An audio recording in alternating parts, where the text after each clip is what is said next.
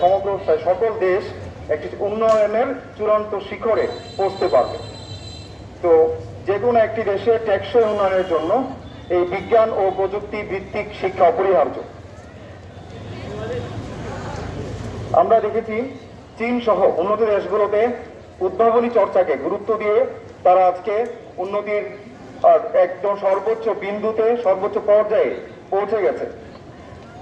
তার আমরা জানি আমাদের এই জাতীয় বিজ্ঞান ও প্রযুক্তি সপ্তাহ উদযাপনে আমাদের উদ্ভাবনী মেলা রয়েছে, অলিম্পিয়াড এবং কুইজ রয়েছে। তো এখানে জাতীয়ভাবে আমাদের উদ্ভাবনী চর্চাকে অর্থাৎ সৃজনশীলতার চর্চাকে গুরুত্ব দেওয়া হচ্ছে। এর মাধ্যমে যেটা হবে, সকলে এই বিজ্ঞানের প্রতি আগ্রহী হবে, বিজ্ঞান ও প্রযুক্তির প্রতি আগ্রহী হবে এবং ভবিষ্যতে এই দেশের উন্নয়নে অবদান রাখার ক্ষেত্রে তারা প্রস্তুত হবে।